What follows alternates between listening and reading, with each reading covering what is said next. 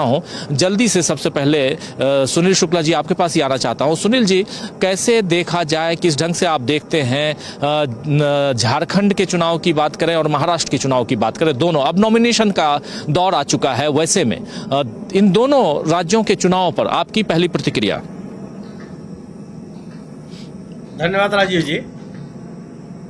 अगर भारतीय जनता पार्टी झारखंड में हेमंत सोरेन के प्रस्तावक को अपने साथ लाने के लिए प्रयास कर रही है, उनके परिवार वाले उनके अपहरण की शिकायत कर रहे हैं, भारतीय जनता पार्टी के पास उम्मीदवारों का टोटा है, भारतीय जनता पार्टी इस साल हुए लोकसभा के चुनाव में जितनी भी आदिवासी सीटें हैं सभी सीटों पर चुनाव हारी थी।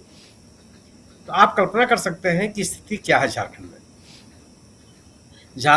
झारखंड मुक्ति मोर्चा, वामपंथी दलों और कांग्रेस का जो गठबंधन है, जिसको इंडिया दल समूह हम लोग कहते हैं, यह बड़े आक्रामक तरीके से चुनाव लड़ रहा है और इनको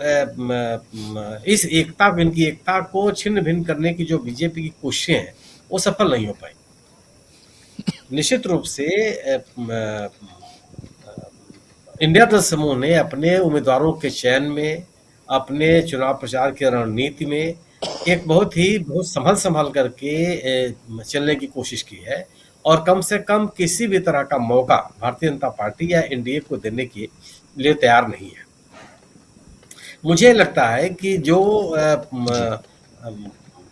जिस तरीके से इंडिया दल समूह ने अपने चुनाव प्रचार अभियान को चला रही है या जिस तरीके से अपने उम्मीदवारों को उतारा है मैदान, अब पार्टी के अंदर विद्रोह को रोकने की कोशिश की है, उससे लगता है कि भारतीय जनता पार्टी के खिलाफ इंडिया दल समूह मजबूत चुनौती देने की स्थिति में है। मेरे ख्याल से कल अंतिम दिन होना चाहिए नामांकन का, लेकिन पहले फेज के लिए, दूसरे फेज के लिए तो अभी नामांकन की तिथि होगी, लेकिन पहले फेज का नामांकन की तिथि 7 नवंबर तक कल होनी चाहिए। तो ऐसे में लगभग जिन इलाकों में भी ये पहले फेज में संभवतः रांची के और आसपास के इलाकों में मतदान होना है, इन इलाकों में इंडिया दल समूह ने बहुत ही एक व्यवस्थित रणनीति के तहत अपने आप को तैयार किया है।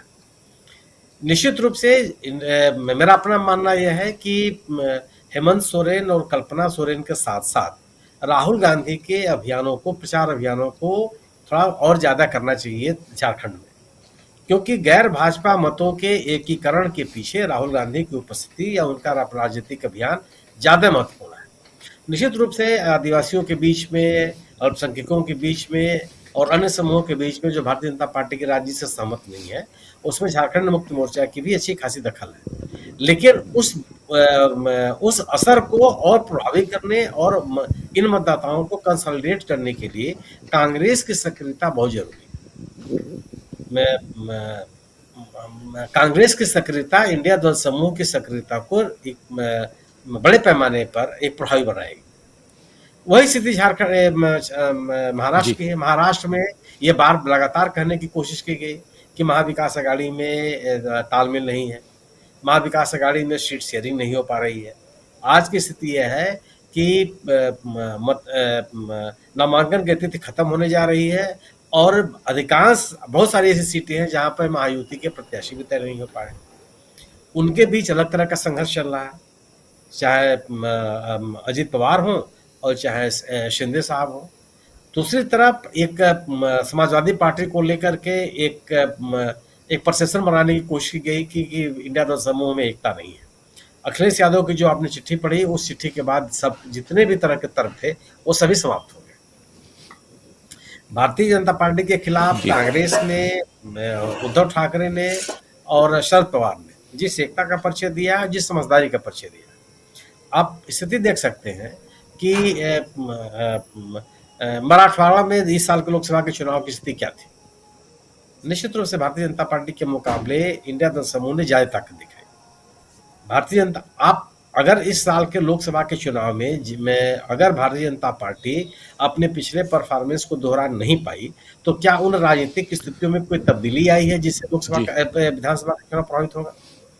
विधानसभा के चुनाव में तो और लोगों के मन में एक तरह की नाराजगी होगी कि 10 साल के एंटी इनकम्बेंसी केंद्र सरकार की और जोड़ तोड़ करके बनाई गई सरकार महाराष्ट्र की, इन दोनों की एंटी इनकम्बेंसी है।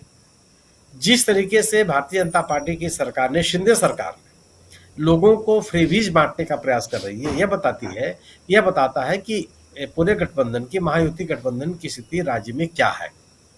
यह मतदाताओं को प्रलोभन देने, लालच देने की जो कोशिशें होती हैं, वह किसी भी राजनीतिक दल या सत्तारूढ़ दल के राजनीतिक कमजोरियों का ही परिचायक होती है।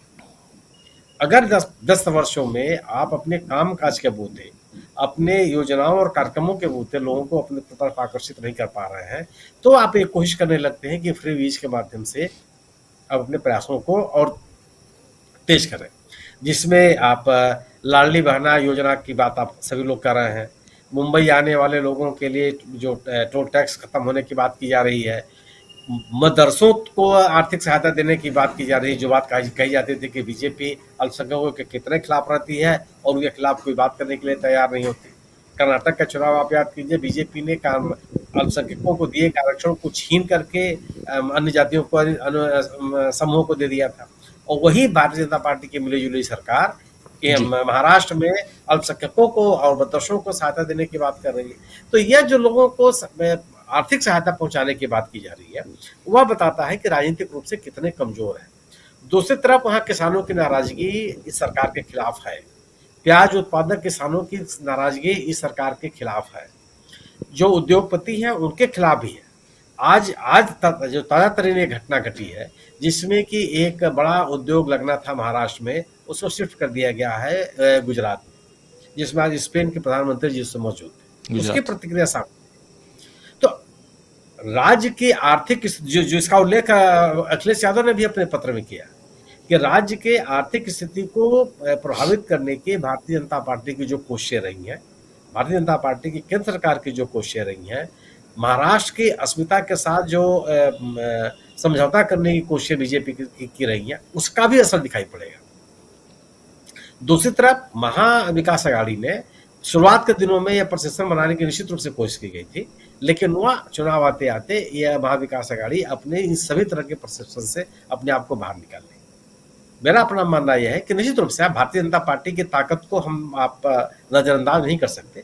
एक बड़ी पार्टी है, संसाधन उसके पास बहुत है, लेकिन उसके पास राजनीतिक मुद्दों के नाम पर महाविकास अघाड़ी का प्रभाव मुझे लगता है कि ज्यादा है। मेरा अपना मानना यह है कि झारखंड और महाराष्ट्र दोनों में बीजेपी के सामने महाविकास इंडिया दल समूह की जो चुनौती है वो गंभीर है, और राजनीतिक रूप से जो मुद्दे खड़े किए जा रहे हैं इंडिया दल समूह के द्वारा, उनका जवाब अभी भारतीय जनता पार्टी के पास नहीं है। जी।